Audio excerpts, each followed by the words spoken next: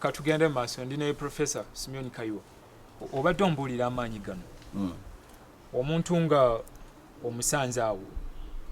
muntu wa bulijjo ntambula negendera byange simanyi bya Yesu simanyi bya Katonda ndi abasoma bakita atheist yes sinanzikiriza amaanyi gano gayinza okunkola akati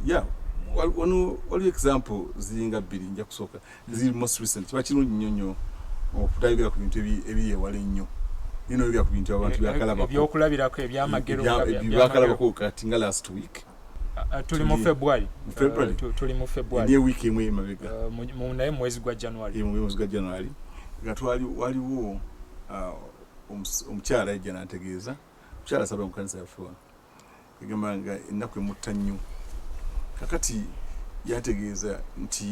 yaliose ekirooto muyona abantu bano basomeseza nnyo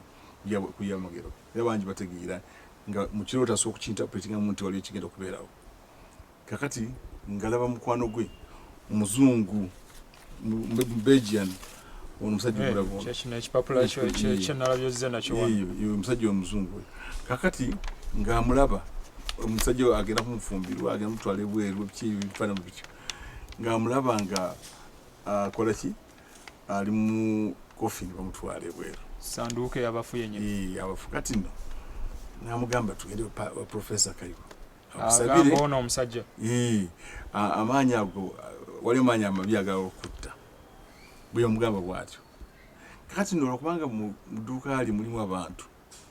byali atandise okukola byeyasanyinga nabo endagaano ne baba nga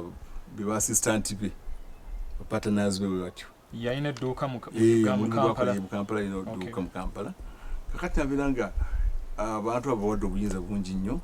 kandi batandika okugenda ku musawo basawo bamutte bo beesigaliza ebintu bino kati namanyi olukuulu kati bwe lugamba omusajja omukyala we lugamba omwami oyo omukyala gwoyogerako omukyala wuno bamuyita Winfred Mukasa ane yakabiri mwenda abeera Buziga niya Kampala kakati bwe bamugamba ekintu ekyo kati omusajja nawandika ku Facebook nondaba Facebook nawandika ebigambo nga wakanya witchcraft nga abantu balowooza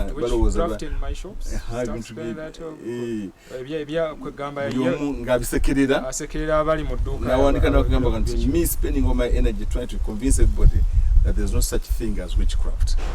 kandi ngagezaako kunyonyola ekintu ekyo baleme okukikubikirizaamu mu byaddogo naye abasajja ne bamutya ddala era kati bananyini yali agenda kunona bintu byewali enakawa bizze bingi container bizze kati ngenda kusomeza 2 January yemuluka ne mutomera nafa ya muzungu yafano wa boda Kampala Road Majinja Road truck ya police batomera kati ekintu ekyo oyinza okuloza mwagakola oyinza okuloza ekirooto kino waliwo yali akifunye alwa ono omukyalo oyo yakiroota nakimbuulirako ne tumugamba gye yaloota nga bamuzayo mu kofini tumugamba omusajja gye tumusabire tumenye amaanyi aga sitaani era tumugamba nti oliyo nabamuloga mu ofiisi ye kakati abantu olwa ignorance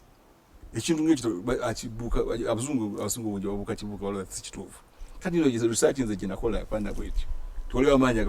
agali emabega w'ebintu omusajja era bamusa mu kofini era gula yabadde ayimiridde mu kkanisa nga tubuulira nti ng'akaaba ng'agamba ng'ekifaananyi kye nalabira ddala mu kirooto nekibuulya omusajja n'atawulira kibaddewo era omusajja bamututte ebweru bamuzise batumuta okuzika takyalina naki na buyambi ne hope yonna evuddewo ebaddewo gyebadde bateesaavu for a long time senga lyawuliriza najja n'asabirwa panga Bible tugamba nti kali Yesu alituwadde amaanyi okugoba emizimu nti abakkiriza bali b'amaanyi okugoba emizimu okola ebyamagero n'ogoba emizimu kasi senga yali ate azen emizimu negimenyebwa negigobebwa ekintu ekyo tekyalibaddewo waliwo ebintu ebimu nga bwolaba kati eddagala bwe lyavumbulibwa katugambe emitima bantu bangi abaali bafa emitima tebafa mitima egyo okyakigamba kubanga eddagala lizeewo ne kati nano kyekimu Yesu Kristo bwe yajja n'aleeta amaanyi ag'enjawulo abaali badde bafa amaanyi ga sitaani nga tebakyafudde ekintu ekyo nebeera concern yange nnyo Mukama Yesu Kristo yandabikira nti kangezeeko nange okuba nti mprotecting abantu abafa ebintu bya sitaani n'amaanyi ga sitaani ago n'endwadde ezimu nga ffe tulowooza tebadde accident oba obulwadde bwa malaria songa wali ekintu ekiri behind the scenes. So amaanyi gano Professor lwakugeegaana naye ekitundu kuffe waliwo sitaani mu nsi era ffe gyenakulira bazadde bange bo baali olowooza sitaani kintu oyogera wogezi tekiriyo kabaali tekimanyi baali balukolera bo ninga si kyekiri kati baira balinga ng'omusajja ono bw'oyogera bw'agamba abijerezi ninga ate birina obukambwe bunene nnyo sitaani asobola okuttira ddala abantu abalogo battira ddala abantu kyobala ati abantu bangi babeeyuna amaanyi gano bwe ngabeera mu tugeze nina amaanyi ag'ekirugu sikoze bubi muntu sigakozeseza kunyaga naye nga galina engeri gye gakuuma ennungi kubanga sitaani amaanyi aga sitaani bamalayika bagwa mu ggulu oli abamalayika bagwa abaali rebelling against God beebo abakozesebwa mu byobulogo kati demons ezo bamalayika bagwa bayita demons kati nno Katonda yabagoba bwakulanga okozesa ebintu ebyo akunyiigira n'ojjako ekikolimo ekyokuba nti otandise okukolagana ne mulabe we ow'oku nsi yali amulwanyisa mu ggulu kati oyinza okuba nti amaanyi ago galina nga gwe tolina intention yakukola kikyamu naye amaanyi ago still go galina okuvaamu ne gakola ekikyamu nga olowooza bulowooza kintu nga toyogera kyoyogedde ne gagenda kukola ekikyamu ku muntu omulimu gwagwo kutta na kuzikirira eriyo ne bannabbi ba Mukama betumanyi ne mu byawandiikibwa abaalagira ebintu ebikyamu ne bibaawo oba byali bikyamu ati obwanga oli muntu wabanga n'amaanyi ga Katonda naye ani obuyinza oluusi okutagayagadde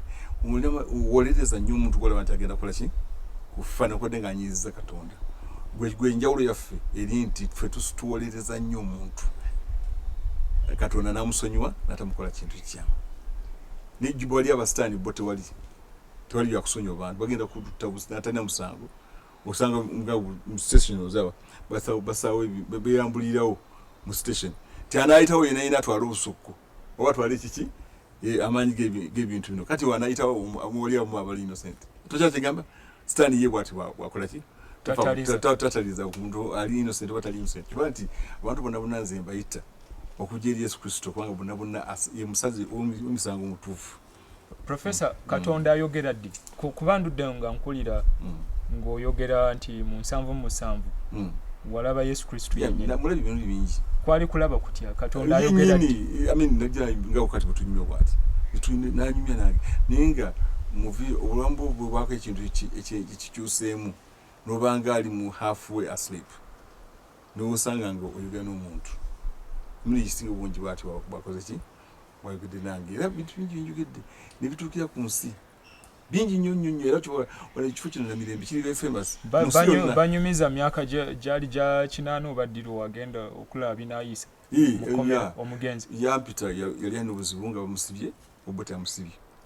kati natumya nemugamba nti kale nze munya Yesu Kristo nzikiriza kuba Yesu mumanyi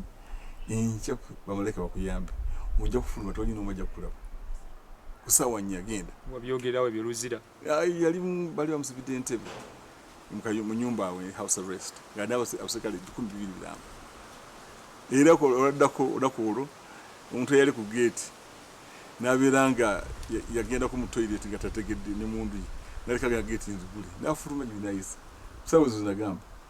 n'asanga emmotoka yali muyinza awo yali etegekeddwa nadduka bw'ati n'okwolwo ne blocks ne bazijjawo gavumenti yali ezijjawo Museveni yali minister wa internal affairs kati yazijjawo world opinion ebe ennungi kakati natambula kyeri nagenda Kenya Katerina Mukonye Katonda ya influence the whole picture of politics in the country for his sake. Omanye tutawanyizibwa nnyo ffe abakkiriza abakulembeze b'enzikiriza buli avaayo agamba Mukama yayogedde nange ebyo abalimba bangi nnyo abaagala okutukopa aboogeza Katonda nga Katonda tamugambye kintu kyonna n'ayogera kati abantu tutya nnyo Katonda gwe nomalaga mugondera wakanga bulida akoseza ennyala ya Katonda kyekimu n'erinnya eriryo n'eryange posa okulikozesa Kali wangambye percent. Nugenda percent oli akuwa sente. Ninga sinzenze kuwa simunamugamba kintu. Wali abantu abafana bati abafere bangi munsi batwalina okwegendereza kibala tulina okubeerawo n'okusomesa mu universities nawa tulaba nti abantu bayigirizibwa baleme kugwa mu kizibu mu mikono gy'abantu abakyamu kugamba responsibility yaffe okulaba nti abantu tebagwa mu mikono gy'abantu bayinza okwasula mu ddenja wanga ayinza okusula mu ddenja nga omukazi oyo gwe sasi mutuufu n'obonaabona emyaka n'emyaka oba n'ofuna omuntu mulanga nanisirimu. No, your whole life is changed. I think I committed a criminal case against you, criminal offense against you. Well, you know, you rambo, no wabanabo, which comes to Gami, she killed and but you get the Mia Caton. No, what you will give you no controlling into fan of it. Professor Sengom to Akubuza, a chamagiro church. Molini or Rangway, Shamagiro church, Kolwa, a chakatonda, Nitibamusi. Iyo wakatonda nekikolwa ku nsi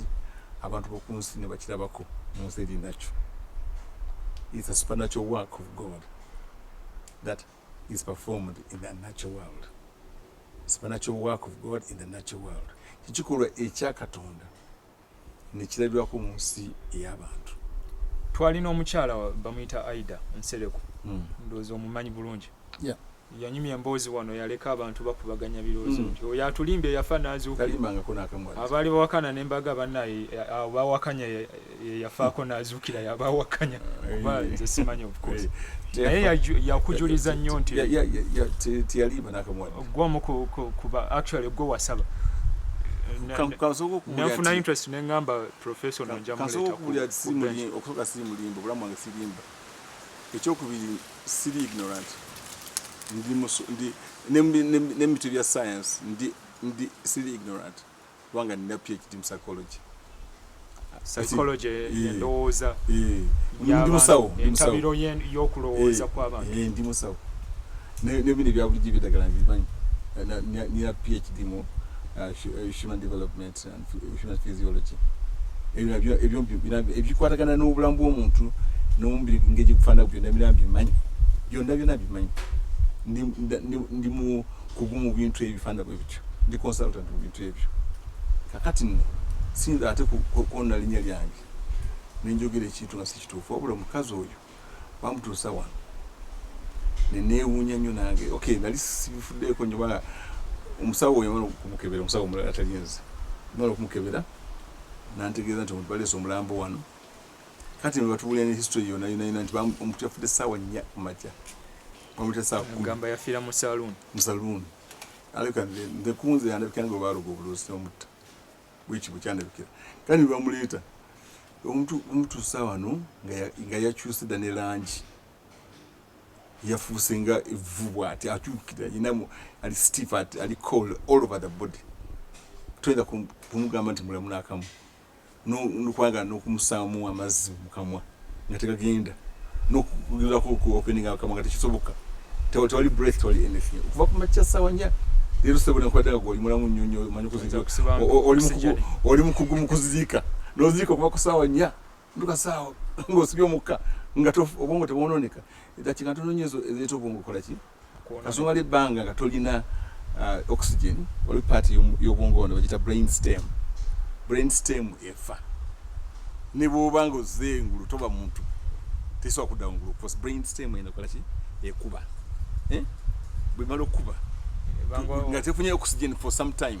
ekuba tosobola kubeerawo toli kibumbe naye waliwo ebintu ebiri mechanical ebiri mu bwongo obwo wali limbic system eyo genda ku olfaction ebyo nabyo bikuba so Aida Janga waisewo hours kumpi ebyo bikubira mu dakiika nga 15 biba bimaze okufeera oba kati gamba 3 naye Aida bamwano gwange omu RDC yafa natuka mu ddwaliro nekeberayo omukyalo mwanguzi agenda mu ddwaliro abasawo mbabuuza mu kiki ekiriwo nti gundi yakumala dakiika 3 nti yamaze okufa so that means gundi ebimaze okukuba eno gundi obange kubye oba tokyali mulamu kandi noli bwete bukyali taliko chupa taliko anything bali bagala kumusuula wali ki wali wali bamulesa ngati kano musole wali abantu banataking care of muri tano ngera kulanga mutu ya yonesedda gubola mutu yafudde yonesedda nokufa naye kati nemaga kamaliza ebintu byange nale byenkola bana balo kubiwandika nimaliza nzijja ngali aho ku reception nimagira natula nga talaba era natula bwati nga talaba tayina kintu kyakola linga ekintu ekifu ekitudde wewe ngati komawo amaso ngolozi ngenda ngikulaba nantegeera nga pasta kati awo batandi bitundu bino ngikifuba kyakikoze bwe kiti ne wachinzi massage nga n'emikono mpola na bamukomyawo nomo abantu abali bazze bali bangi nnyo embaga muddeyo onajja kujja oluvannyuma nanya bodaboda naddeewa katukomewo otandikirawo tukyagenda maaso ne tuwayendi ne Professor Simeon Kayiwa addukanya Kayiwa International University era omusumba ku Namirembe Christian Fellowship.